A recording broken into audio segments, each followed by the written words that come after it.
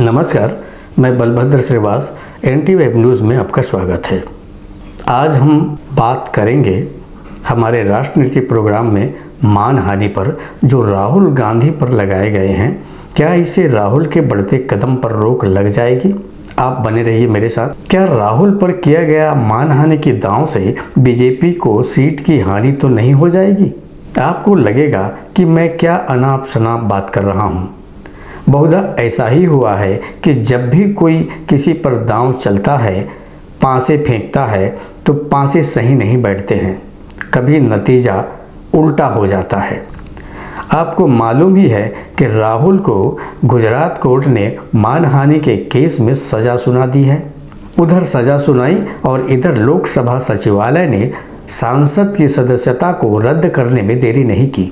मुझे बीजेपी के एक प्रशंसक ने कहा कि अब राहुल का खेल खत्म। बार बार मोदी मोदी की माला जपता था। बीजेपी के चाहने वाले अति उत्साहित थे। ऐसा लग रहा था जैसे बीजेपी ने कोई बहुत बड़ा दांव जीत लिया हो।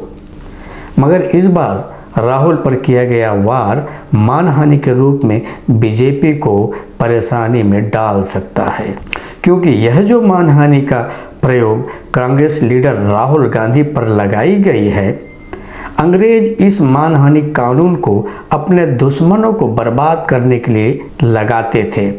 इसको लाने वाले अंग्रेज का नाम था थॉमस बबिंगटन मैकाले। उन्हें लॉर्ड मैकाले भी कहा जाता था। इन्होंने 1837 में सबसे पहले भारत में मानहानि कानून को ब्रिटिश सरकार को सुरक्षा प्रदान करने और भारत के क्रांतिकारी स्वतंत्रता सेनानी को परेशान करने के लिए लाया गया था। अंग्रेज विदेशी थे। भारत के स्वतंत्रता सेनानियों को दमन करने के लिए इस कानून का प्रयोग करना चाहते थे। बहुत से देशों में मानहानि का कानून है और कई देशों ने इसे हटा लिया है। मज़े की बात है कि अंग्रेज चले गए, मगर उनके द्वारा इंट्रोड्यूस किया गया मानहानि का कानून भारत में आज भी जीवित है। खुद अंग्रेजों ने इस कानून को 2009 में हटा दिया है। हमारे देश में अभी भी है। इसमें कोई संदेह ही नहीं है। जब सारे पैतरे काम नहीं आते हैं तो राजनीतिक पार्टी अपने विरोधियों को कमज़ोर करने के लिए लीगल पावर का इस्तेमाल करती हैं। उसमें विरोधियों का केस फाइल करना, मानहानि करना और भी बहुत से लीगल एक्शन हैं जो लीगल एडवाइज़र के सलाह पर किया जाता है। मैंने कुछ लोगों से बात की तो उनका कहना है कि राहुल गांधी बहुत बदले हुए हैं। लोग खास करके स्कॉलर पढ़े लिखे लोग राहुल से जुड़ रहे हैं। बीजेपी चाहे जो कहे, मगर इस बार का दांव जो बीजेपी ने मानहानि के रूप में गांधी पर किया है, स्वयं बीजेपी के लिए घातक हो सकता है। बीजेपी वही करती है जिससे पार्टी को लाभ हो, वही काम जिससे उनके दल को फायदा मिले। आप जानते हैं, जब मनमोहन सिंह की सरकार थी तो इन्होंने करप्शन और महंगाई को मुद्दा बनाया था और वादा किया कि बीजेपी आएगी तो महंगाई कम हो जाएगी, अच्छे दिन आएंगे। मनमोहन सिंह के शासन में आज की तुलना में महंगाई कम थी, फिर भी लोगों को लगा कि बीजेपी को वोट देंगे तो महंगाई कम हो जाएगी। जनता ने खुलकर बीजेपी को वोट दिया। लोग उत्साहित थे। अब अच्छे दिन आएंगे, महंगाई कम हो जाएगी। पहला 5 साल निकल गया, लोग ताकते रहे। फिर दूसरा, महंगाई कम नहीं हुई और बढ़ गई। बीजेपी मुद्दा बनाने और उसका क्रियान्वयन में बहुत आगे है अन्य पार्टियों से। भारत में बहुत गरीबी है। लोग बुनियादी समस्या जैसे रोजगार, शिक्षा, स्वास्थ्य, महंगाई से जूझ रहे हैं। यही एसेंशियल मुद्दा है भारत में। राजनीतिक जागृति के अभाव में जनता एसेंशियल मुद्दे से भटककर सेंसिटिव मुद्दे पर उलझ जाती है या राजनेता उलझा देते हैं। बीजेपी कभी एसेंशियल मुद्दे पर सीरियस दिखाई नहीं देती है। चुनाव जीतने के लिए एसेंशियल मुद्दे को उठाया जरूर, पर सरकार बनाने के बाद सेंसिटिव मुद्दे को अपना लिया। क्या है सेंसिटिव मुद्दे? राम मंदिर का निर्माण, कश्मीर में धारा 370 का हटाना, ट्रिपल तलाक। गरीब मिडिल क्लास के लिए महंगाई, शिक्षा यही मुख्य ज़रूरतें होती हैं, लेकिन इन मुद्दों पर बीजेपी इंटरेस्टेड दिखाई नहीं देती है, जबकि लोग बीजेपी से यही उम्मीद कर रहे थे। 8 साल से महंगाई बढ़ रही है। बीजेपी ने महंगाई, बेरोजगारी और शिक्षा के मुद्दे को गंभीरता से नहीं लिया। रसोई गैस, पेट्रोल के दाम आग की तरह बढ़ रहे हैं। इसके बावजूद बीजेपी ने सिर्फ सेंसिटिव मुद्दे को राजनीतिक मुद्दे के रूप में चुना। 8 साल में सिर्फ सेंसिटिव मुद्दा ही छाए रहे। राम मंदिर का निर्माण, धारा 370 का हटाना, एनआरसी, ट्रिपल तलाक। इसे बीजेपी की विशेषता कहें या कुशलता, बीजेपी महंगाई के मुद्दे से लोगों का ध्यान हटाने में कामयाब हो गई। लोग अच्छे दिन आएंगे को भूल गए। एसेंशियल मुद्दे की हार हुई और पुनः सेंसिटिव मुद्दे ने बीजेपी को दूसरी बार विजेता बनाया। हालांकि महंगाई गरीब और मिडिल क्लास को चुभ रही है। लोगों को लगने लगा है कि मोदी अच्छे हैं, मगर उनका काम दिखाई नहीं दे रहा है, सिवाय राम मंदिर और धारा 370 को हटाने और ट्रिपल तलाक जैसे कार्य ही दिखाई दे रहे हैं। और जनता से जुड़ी हुई योजनाएं जैसे उज्ज्वला योजना, जिसका फायदा लोगों को ठीक से नहीं मिला। कारण सरकार की स्वयं की पॉलिसी और व्यवस्था ने इस शानदार योजना को निष्क्रिय कर दिया। पूरे भारत में सरकार के योजना की खबर से ज़्यादा सीबीआई और ईडी के रेड की खबर छाए रहते हैं। इसी बीच राहुल गांधी की भारत जोड़ो यात्रा की शुरुआत हो गई। राहुल गांधी की भारत जोड़ो यात्रा से लोगों का जुड़ाव कांग्रेस से होने लगा। सबसे ज़्यादा असर पड़ा राहुल के खुद के इमेज पर, जो वर्षों पहले लोगों ने सुन रखा था। लोग राहुल से मिलते थे, प्रभावित होते थे।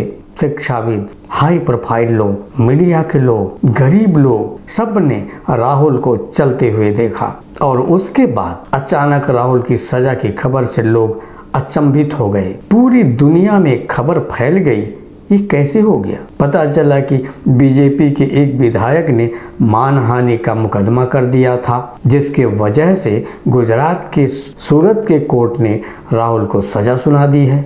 राहुल गांधी ने भाषण में मोदी के विषय में कुछ अमर्यादित भाषण दिया था। लोगों को यह मानहानि राजनीतिक लग रहा है।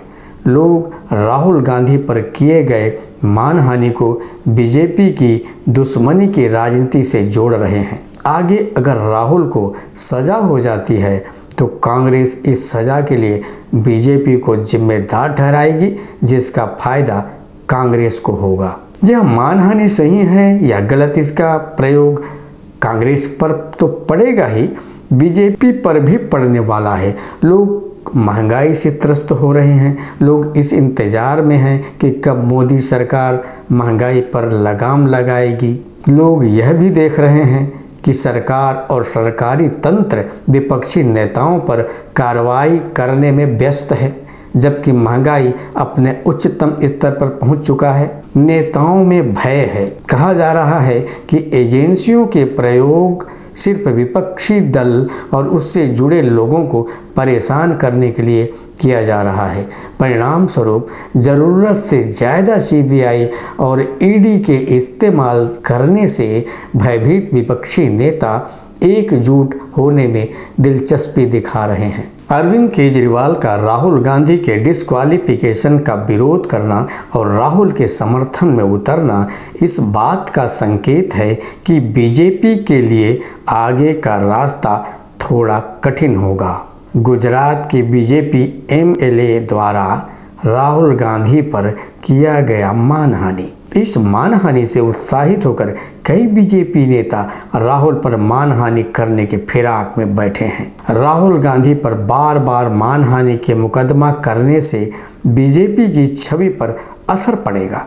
लोगों को लगेगा कि बीजेपी सरकार पूरे कार्यकाल में सिर्फ विपक्ष को बर्बाद करने और सरकार बनाने में लगी रही, पब्लिक हित में कोई काम नहीं किया जो लोगों को दिखाई दे। चुनाव में आप देखते हैं तथाकथित नेता अमर्यादित भाषण देते हैं, मगर किसी ने इतना संजीदगी से नहीं लिया था। अगर आप पुराने वीडियो निकालेंगे तो बड़े बड़े नेता मानहानि के चक्कर में फंस जाएंगे। इसी चक्कर में राहुल गांधी आज फंसे हुए हैं।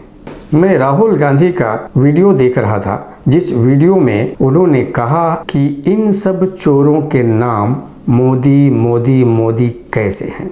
बहुत ही ज़्यादा ऑब्जेक्शनल भाषण है। यह किसी सांसद की गरिमा के अनुरूप नहीं है। शब्दों की मर्यादा होनी चाहिए। शायद इसीलिए कोर्ट ने इसे गंभीरता से लिया। मगर इस भाषण को जिस तरह से बताया जा रहा है कि राहुल गांधी ने मोदी कम्युनिटी को बदनाम किया, मुझे वीडियो क्लिप से ऐसा नहीं लगा कि राहुल गांधी ने पूरे मोदी कम्युनिटी को टारगेट किया हो। उनके टारगेट में थे सिर्फ प्रधानमंत्री नरेंद्र मोदी। और इन भाषण से यह भी प्रतीत नहीं होता है कि राहुल समूचे पिछड़े वर्ग को अपमान करना चाहते हैं। मेरे विचार से पिछड़े वर्ग के अपमान का आरोप राजनीतिक हो सकती है। एक बात अच्छी हुई है कि कोर्ट के निर्णय से नेता अब अमर्यादित भाषण से बचेंगे। यह सबक सभी नेताओं के लिए हो सकता है। यदि जुबान फिसली तो मानहानि का मुकदमा होना तय है। इलेक्शन कमीशन को इन अमर्यादित बयान पर कंट्रोल करना चाहिए। जाने माने सुप्रीम कोर्ट के लॉयर पॉलिटिशियन कपिल सिब्बल ने इसे बिजारे कहा है। उनका कहना है कि पॉलिटिकल पार्टी अपने विरोधियों के लिए कानून का इस्तेमाल करते हैं। आगामी राष्ट्रनीति में किसी और खबर पर बात करेंगे। नमस्कार।